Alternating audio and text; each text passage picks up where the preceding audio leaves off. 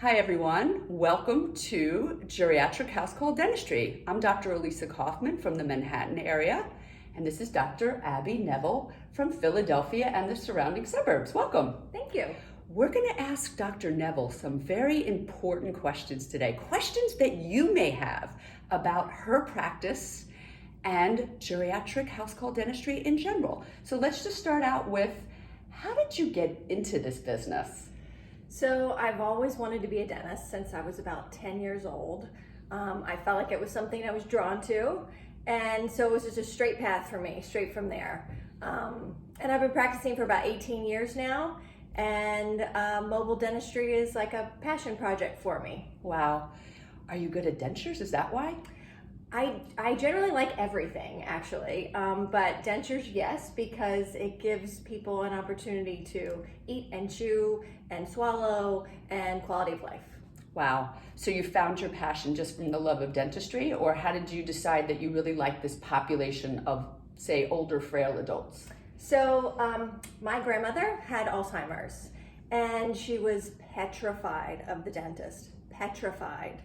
And unfortunately, she passed away prior to me finishing dental school, but the entire time I kept thinking, as soon as I'm done, I can treat her. As soon as I'm done, I can treat her, because I can go back home, and if I was at her house and she was sitting in her chair, that she would let me work on her. And her teeth were crumbling the whole time, and it was really sad. So I really felt like that's something that I needed to do for people. I have the skill, and let's take it to their houses. It's really important. So many of our older adults cannot get dental treatment, and some of them even die with an infection that's gone to their brain or their heart just from a broken tooth. So it's really important that this type of skill set, our skill set, is used to the next level, and more dentists do this in the homes. I mean, we're so lucky because on the East Coast there's so many of us, but in the middle of the country, these people are suffering. So tell me a little bit more about what to expect at the first visit. Absolutely. So I have a really wonderful staff member who's really great at, when you talk on the phone with the caregiver or the loved one, whoever's going to be there or present with the patient, we talk about what we're going to do. That way they're kind of prepared. They have them either in their bed or in the right place in the house where they want to be treated. And of course, we introduce ourselves. We come in with all of our luggage and everything that we need, and we're pretty self-sufficient. So we set up, we know exactly what we're going to do, and we just enjoy the company of our patient and the caregiver, and show some compassion and treat them well. You know, it's fun. We get to see how people live. That's right.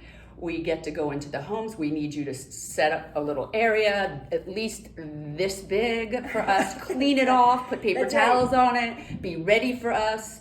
If there's stuff all over the place, give us space and some place to plug in our equipment. I always bring an extension cord to you. I do too. You never know. I do too. So we are prepared. We need you to be prepared. So let's talk more about the home environment, and how do you make the patient feel safe?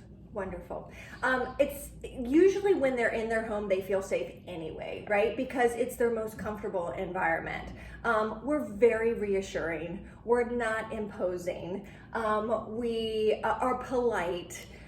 We don't throw things at them right away. We talk to them. We have a conversation with them. We make them feel comfortable. We make them feel like, we are guests in their home. So, sometimes they like to offer us things. Do you want something to drink? Do you want something to eat? Do you take it? Sometimes, because, they've made homemade cookies for us, so why not? But we try, so we don't rush in and immediately start with our work. We chit chat for a little while. We make sure they feel comfortable with us, and we answer any questions that they may have before we start. Right. I even tell little white lies, because sometimes the patients are so nervous, or they have dementia and they don't understand why we're there. Yeah. So I'll find out like the name of the old dentist, and I'll say Dr. Smith sent me, or I'll make believe I'm the childhood friend of their daughter from high school. These little white lies. They do. Or actually, we've had on occasion, because we found this from caregivers, is they'll say, when we ask them to please open, we found that tricks are, mom says you need to open your teeth, open your mouth, or mom says you need to, or dad, I've heard grandmother, I've heard grandfather, I've heard all these different things that caregivers use because that's what they remember. Exactly. They remember their dad, they remember their mom, they may not remember who the person is right in front of them right then. So we have all kinds of tricks to make them feel comfortable, like we're a family member. Exactly. We are part of the family, and that's how we get them to cooperate. Well, it's nice chatting with you. Thank you.